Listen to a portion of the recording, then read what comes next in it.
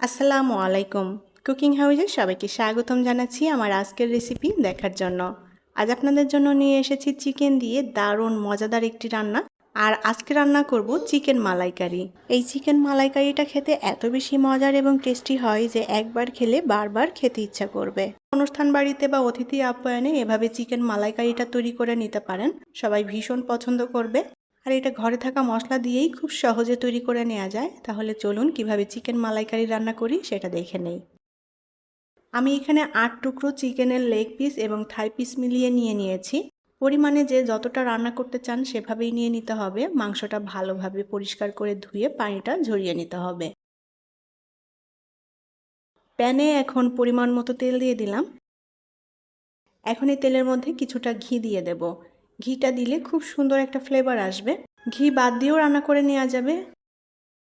এবার দিয়ে দেব গরম মশলা। আমি এখানে ছোট ২-৩ টুকরা দারুচিনি নিয়েছি, এলাচ নিয়েছি ৪-৫টা, লবঙ্গ নিয়েছি ৪-৫টা, গোলমরিচ নিয়েছি কয়েকটা, আর দিয়ে দেব একটা তেজপাতা। এখন এই মশলাটা একটু ভেজে নেব সুন্দর একটা ফ্লেভার আসা পর্যন্ত।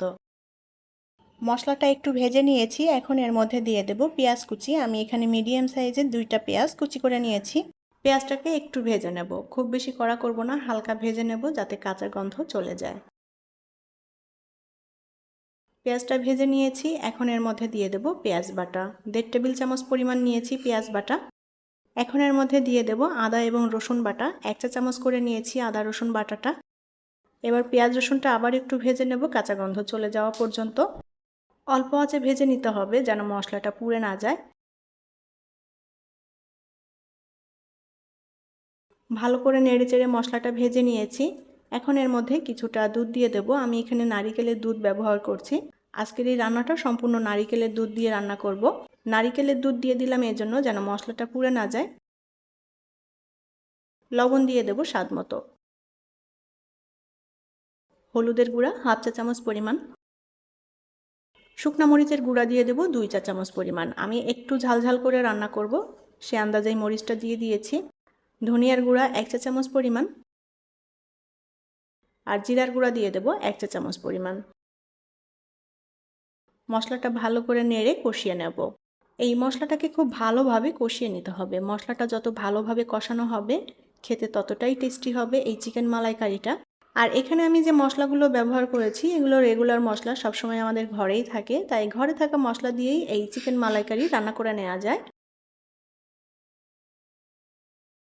মশলাটা খুব ভালো করে কষিয়ে নিয়েছি। এখন এর মধ্যে কেটে রাখা চিকেনগুলো দিয়ে দেব। চিকেনটা এই তেল মশলার সাথে ভালো করে কষিয়ে নিতে হবে যাতে করে চিকেনের মধ্যে মশলাটা ঢোকে। আর এখানে কিন্তু কষানোর জন্য কোনো পানি দিব না, অল্প আছে এই তেল মশলার সাথেই চিকেনটাকে কষিয়ে নেব। চিকেনটা কষাতে কষাতেই সেদ্ধ হয়ে যাবে। একটু বারে বারে নেড়ে চেড়ে দিতে হবে যেন মশলাটা প্যানের তলায় লেগে পুড়ে না যায়। আর অল্প আছে চিকেনটা মশলার সাথে কষিয়ে নিতে হবে। এখানে কষানোর জন্য আলাদা করে কোনো পানি দিচ্ছি না। চিকেনের দুপাশটাই একটু উল্টাপাল্টা করে দিতে হবে যেন একটু ভাজা ভাজা হয়ে যায় মশলার সাথে। মশলার সাথে একটু ভাজা ভাজা হলে খেতেও ভালো লাগবে। আমি চিকেনটা প্রায় ৮-৯ মিনিটের মতো অল্প আঁচে মশলার সাথে ভালোভাবে কষিয়ে নিয়েছি। চিকেনটা ভালো মতো সেদ্ধও হয়ে এসেছে। এখন এর মধ্যে নারিকেলের দুধ দিয়ে দেব। আমি এখানে ১ কাপের মতো দুধ দিয়ে দিলাম। যেহেতু এখানে ঝোল রাখবো না, ঝোলটা মাখো মাখো হবে, সে মতোই করে দুধটা দিয়ে দিলাম। আর চিকেনটাও কষাতে কষাতে অলরেডি সেদ্ধ হয়ে গিয়েছে। ঝোলটা ভালো মতো ফুটে উঠেছে। আর এখানে ঝোলটা একেবারে মাখো মাখো রাখবো, যার যার পছন্দ মতো ঝোল এখানে রাখতে পারেন। এখন এর মধ্যে দিয়ে দেব কয়েকটা কাঁচামরিচ। কাঁচামরিচগুলো একটু চিড়ে দিয়েছি। চিকেন মালাইকারি কিন্তু রান্না করা হয়ে গিয়েছে। আমি চুলার জালটা বন্ধ করে দিয়েছি, ঝোলটা আর শুকাবো না। এখন এর মধ্যে দিয়ে দেব ১ মুঠ পরিমাণ পেঁয়াজের বেরেস্তা। পেঁয়াজের বেরেস্তা আমি আগেই তৈরি করে রেখেছিলাম। পেঁয়াজের বেরেস্তাটা উপরে এভাবে ছড়িয়ে দেব। আর এই পেঁয়াজের বেরেস্তা দিলে খুবই সুন্দর একটা ফ্লেভার আসবে, খেতে ভালো লাগবে। পেঁয়াজের বেরেস্তা দিয়ে আলতো করে নেড়েচেড়ে একটু মিলিয়ে নেব। চিকেন মালাইকারি রান্নাটা পুরোপুরি কমপ্লিট। এখন এটা নামিয়ে পরিবেশন করব। তৈরি হয়ে গেল দারুণ সুস্বাদু এবং মজাদার চিকেন মালাইকারি। আমি এই চিকেন মালাইকারিটা পোলাওয়ের সাথে পরিবেশন করেছি। প্লেন পোলাওয়ের সাথে এই চিকেন মালাইকারিটা খেতে খুবই ভালো লাগে। এটা খিচুড়ির সাথেও পরিবেশন করা যাবে, আবার ফ্রাইড রাইসের সাথেও চাইলে পরিবেশন করতে পারেন। আশা করছি আমার আজকের রেসিপি আপনাদের কাছে ভালো লেগেছে। যদি রেসিপিটি ভালো লেগে থাকে তাহলে প্লিজ লাইক, কমেন্ট এবং শেয়ার করবেন।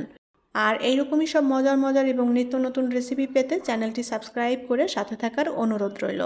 ভালো থাকবেন সবাই। আল্লাহ হাফেজ।